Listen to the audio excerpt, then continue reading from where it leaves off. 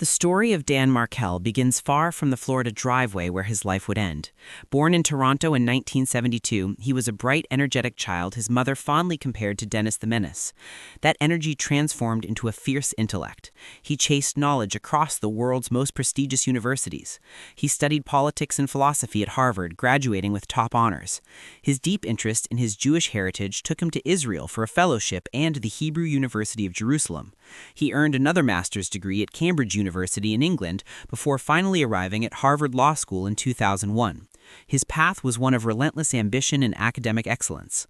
By 2005, he had found his professional home as a law professor at Florida State University in Tallahassee. He quickly earned tenure and a shining reputation. He co-authored a serious book about crime and family ties. He co-founded a widely read blog for law professors.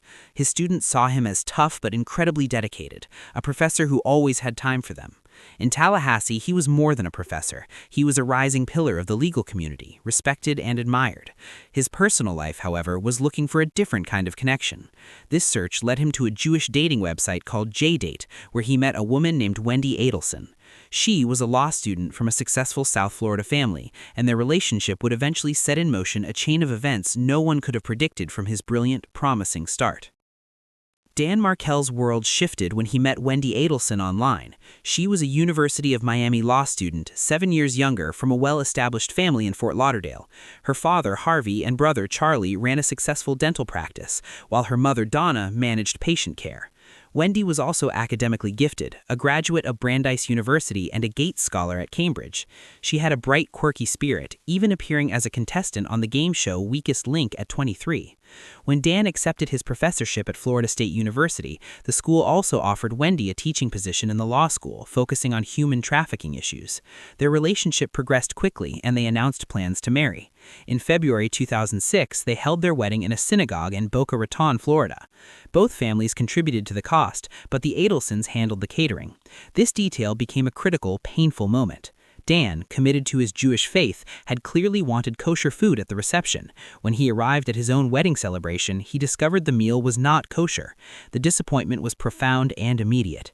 For Dan, this was not a simple oversight. It felt like a fundamental disregard for a core part of his identity and values. This moment at the very start of their union created a deep and lasting rift between Dan and his in-laws. It was a crack in the foundation that would never truly be repaired. The couple returned to Tallahassee to build their life together, but that early conflict with the Adelson family lingered, a quiet undercurrent of tension beneath the surface of their new marriage. It was a sign of the struggles over respect, control, and family loyalty that would later define the coming years.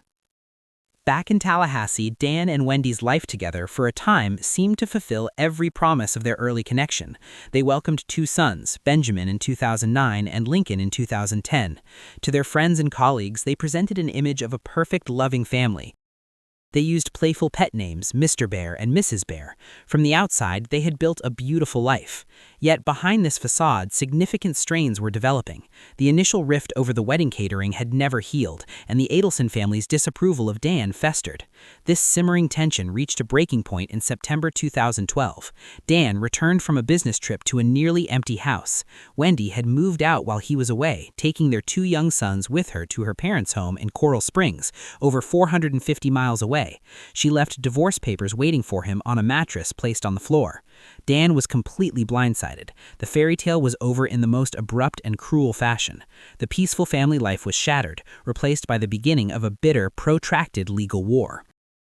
The divorce was not just an end to a marriage. It became a brutal, drawn-out legal battle centered on one primary issue: where the children would live.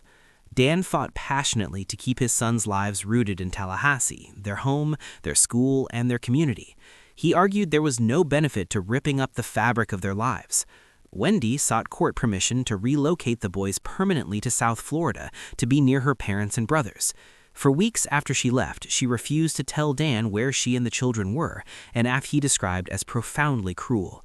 The fight exposed the deep animosity between Dan and the Adelson family. In July 2013, a judge ruled in Dan's favor, denying Wendy's request to move. Custody was split 50-50. While this was a legal victory for Dan, it intensified the conflict.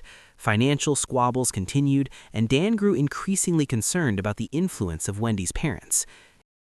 In early 2014, he filed a motion to prevent Wendy's mother, Donna, from having unsupervised visitation with his sons. His young boys had told him, "Grandma hates you and thinks you're stupid." A court hearing on this motion was scheduled but then delayed. Meanwhile, Wendy had begun a new relationship with a fellow FSU professor, Jeffrey Lacasse, and confided in him about her family's intense feelings.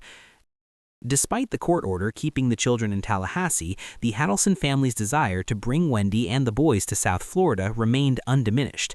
The legal system had created a stalemate, but for those desperate to end it, other, darker options may have begun to seem like the only path forward. The routine of a Friday morning in July 2014 would end in violence. On July 18th, Dan Markle followed his normal schedule. He dropped his two young sons at their preschool just before 9 a.m. He then drove to his gym for a workout. Unbeknownst to him, every move was being watched. A silver Toyota Prius rented days earlier in Miami followed his black Honda Accord from the preschool to the fitness center parking lot. Inside the Prius were two men, Sigfredo Garcia and Luis Rivera. They waited as Dan exercised. When Dan left the gym and drove home, they followed.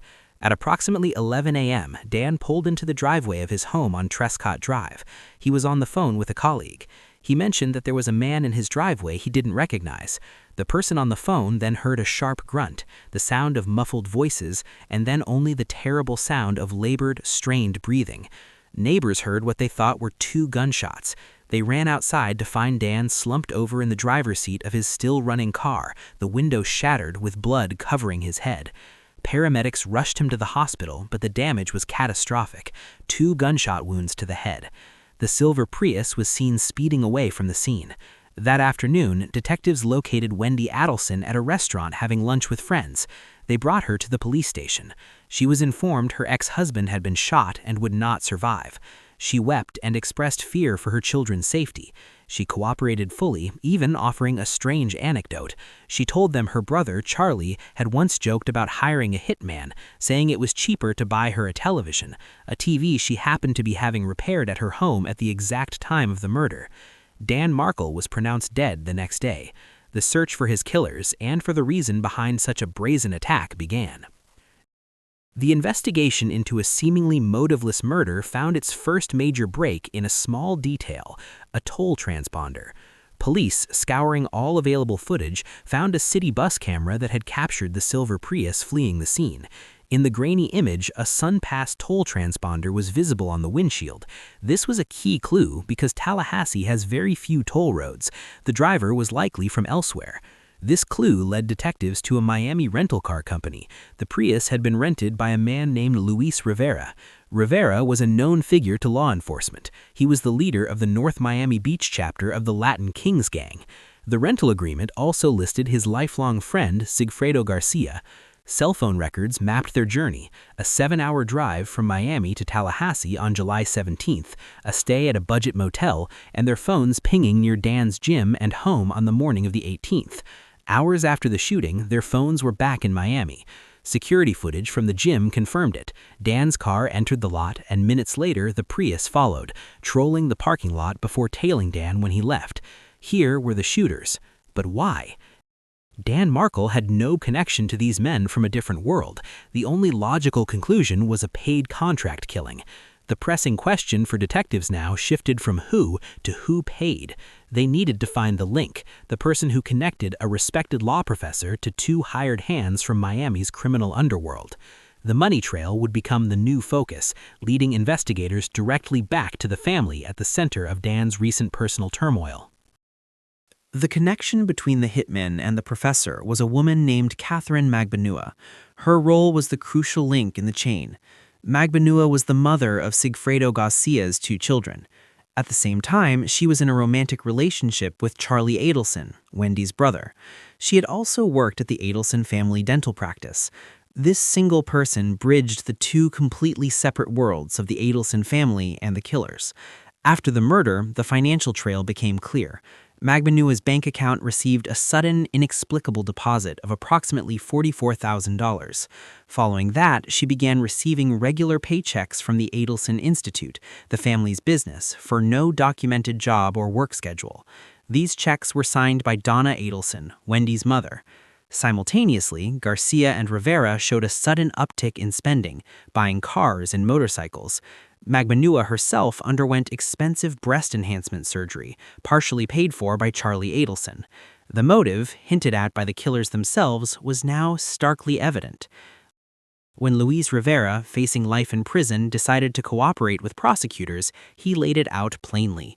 He said Garcia recruited him for the job, showing him a picture of Dan Markel. The total payment was $100,000, to be split between the three of them. When Rivera asked why they were killing this man, Garcia told him, because the lady wants her 2 kids back. She wants full custody of them kids. The first call Garcia made after the shooting, Rivera stated, was to Katie Magbanua. With this testimony, Magbanua was charged with murder. The police now had the shooters and the alleged go-between.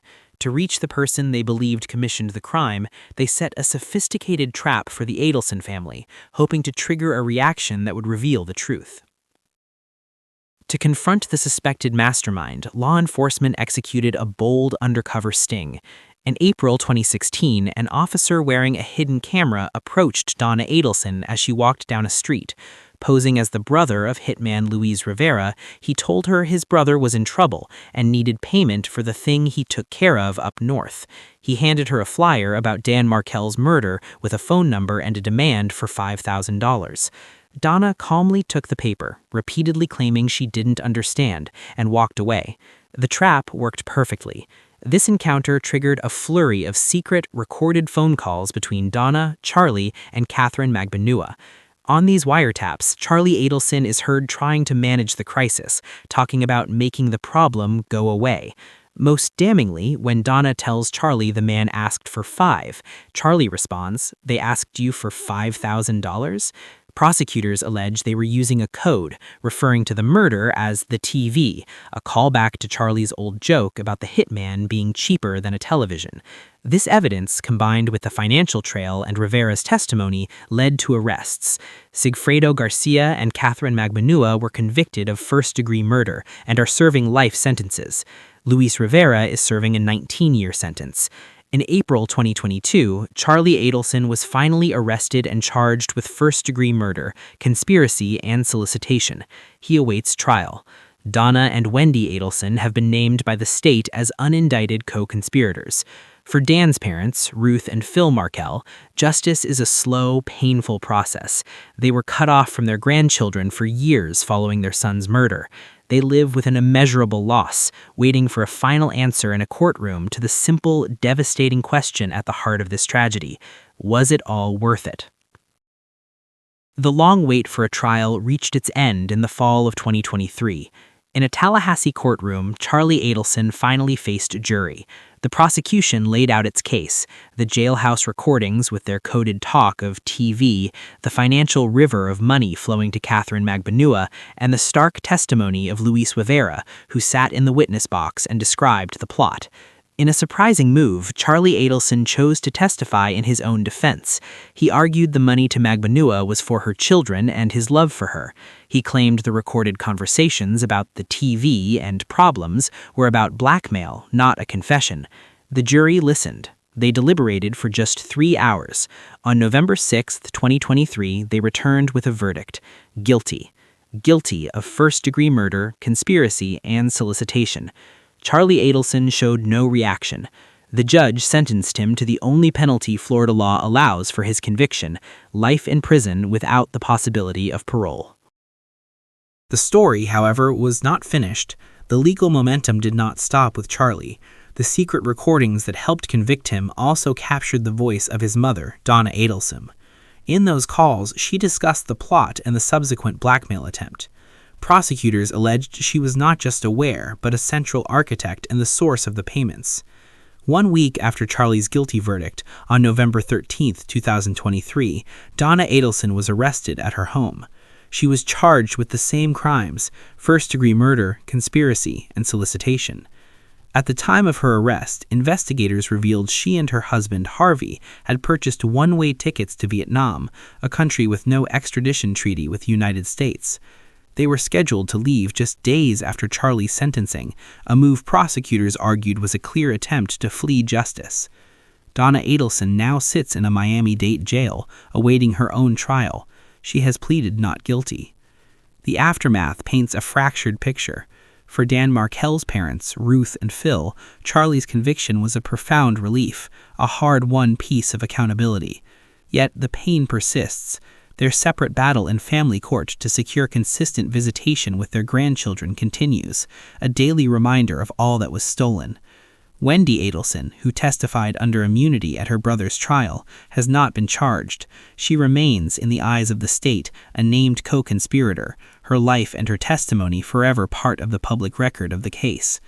With the hitmen, the go-between, and the alleged mastermind all convicted, the final act of this tragedy now rests with the trial of Donna Adelson. The quest for justice for Dan Markel, which began on a quiet driveway in 2014, moves into its final, defining chapter in a Miami courtroom. And with that, we have come to the end of today's episode. Do well to leave a like if you enjoyed this deep dive, and as always, I will be seeing you on our next episode.